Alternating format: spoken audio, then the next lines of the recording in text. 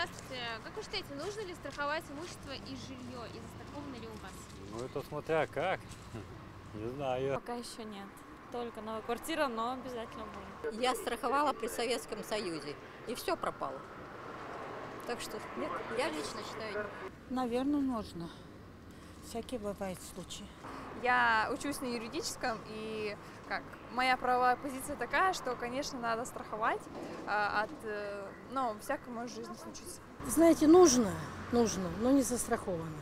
Жилье страховать, наверное, да. Я не застрахована, имущество не застраховано, страховать надо. Нет. Но я думаю, это необходимо сделать для того, чтобы в будущем, если будут какие-то чрезвычайные ситуации, то есть может жилье свое потерять, и будет какое-то возмещение. У меня не застраховано, но я думаю, нужно. Пожар, наводнение, все дела. Ну, нужно, скорее всего. Потому что все-таки мало ли пожары и все прочее. В принципе, надо об этом подумать. Ой, извините, девушка, не застрахована и не страхую. Ну вот как-то никак не соберемся. Жизнь застраховали, а вот жилье нет. Я вообще считаю, при нынешнем уровне жульничества страховщики большей частью жулики. Дача застрахована, жилье Дача нет. застрахована, жилье нет, да. Ну, наверное, нужно, я считаю, что все-таки как-то оберегать себя от различных ситуаций непредвиденных.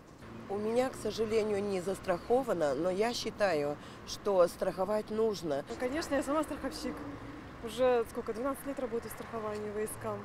Поэтому у меня все застраховано. И отделка, имущество, и ОСАГО, и КАСКО. Так что все виды страхования у меня есть. Имущество. А у меня нет жилья. Ну, надо, наверное, страховать.